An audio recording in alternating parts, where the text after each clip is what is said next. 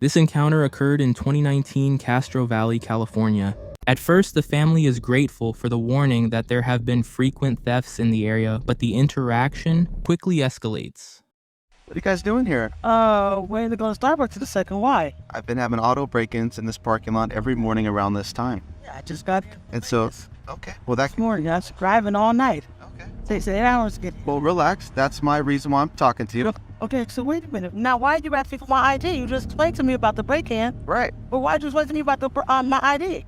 What's that about? Meet 72-year-old mother Aasylei Loggervale and her 2 daughters Aasylei Loggervale, 17 and Aasylei Loggervale 19. Now the interaction escalates even more when the deputy quickly escalates when the deputy questions if the mother is illegally able to park in a disabled spot despite the very visible plaque card on her rear view mirror. Then she's demanded to give her identification, which she refuses. Attorney Craig Peters, who represented the family, said that the mother was absolutely right, that she did not need to provide her ID to Deputy Steven Holland. You can always ask, but you don't have to give it to them.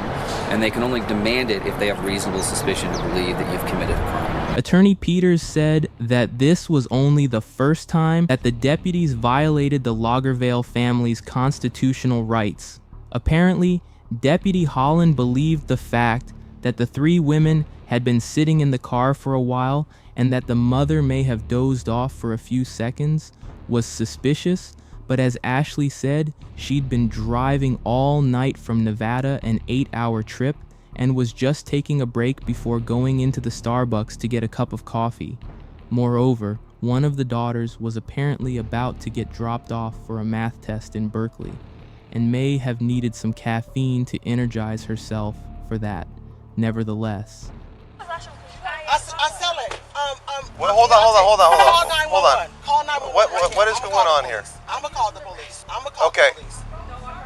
No, we're not doing that. Okay, everyone in this car is detained. You can go back in the car and wait, or you can go in handcuffs and go in my car. obviously, no one in the car reacts positively to the deputy's threat to put them in handcuffs if they do not cooperate, and he follows through with that threat after both of the daughters are out of the car, and he tries to yank Aasylei from the driver's seat. Get out of the car. I'll get out. Just don't pull me. I'll get out. All right, get out of the car.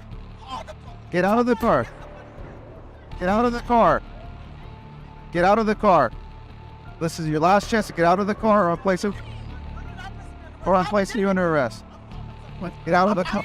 You don't have to pull me. I'll put me out. Get out. Stop it. You're being the thing. Put your hand behind your back or you're gonna go to jail. Let's go. After handcuffing all 3 of the women, they're put into the back seat of squad cars, and they continually claim that they have not committed any crimes. On more than one occasion, they're scolded for making demands of the police and for resisting arrest. We haven't done anything. So did this I asked for. I don't have a weapon on me. I'm just I asked checking. for his superior, his supervisor. I asked for a supervisor. Grab a seat. It's not how things work, man. So what are you talking about? This out? We haven't done anything. Take your feet. We haven't. don't demand what we do. No, I'm not demanding anything. Then Deputy Holland goes back to the rental car and tries to find Aasylei's ID in her purse. Her daughters continue to engage with the cops, and at one point, an officer seems to push one of them into the squad car. She insists that he's hurting her. No. Like, really? You really? No. Yeah.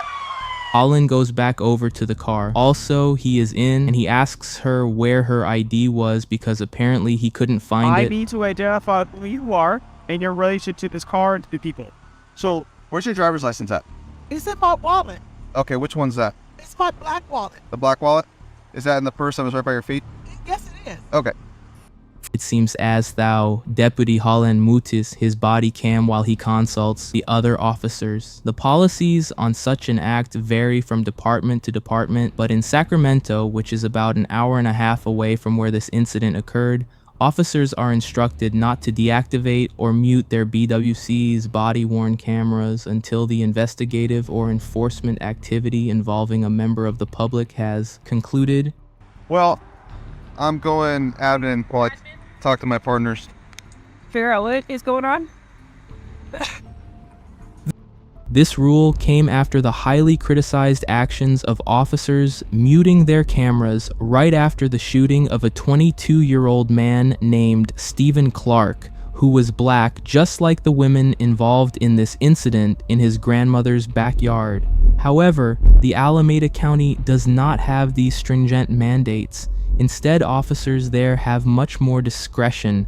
In fact, the order regarding body-worn cameras state that officers can deactivate their cameras during any incident that the member determines where the body-worn camera must be deactivated either temporarily or for the entire event based on articulable reasons. Key sensitive intelligence gathering, such as meeting with informants, when discussing sensitive tactical or confidential law enforcement information or other investigative purposes. The order further lays out that officers must first indicate, while still in recording mode, the reasoning for the deactivation, and Holland did that when he said, "I'm going out to talk with my partners." The sound on Holland's camera does not resume, but footage shows him and other deputies going through the car and the Loggervale family's belongings. They were held for about 70 minutes before being let go.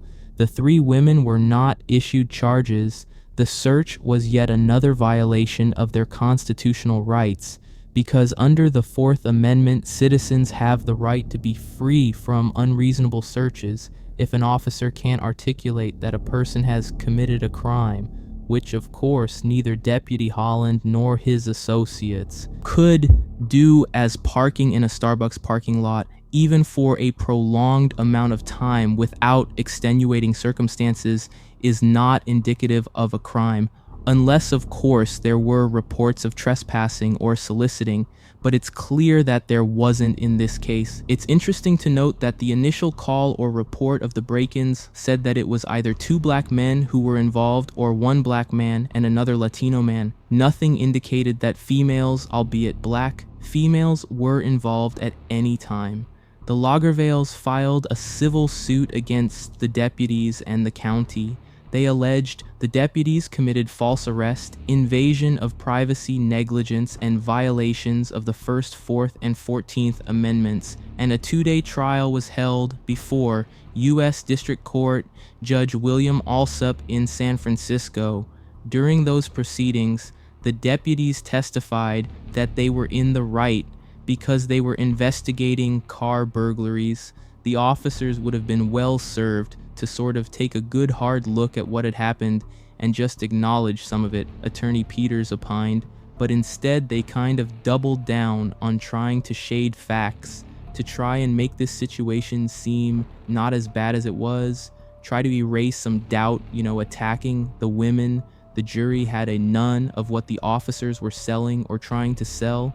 And on March 1st, they found that the Loggervale family was owed a total of $8.25 million in damages. Specifically, Deputy Holland was found liable for $2.7 million to the mother and $2 million to each of her daughters.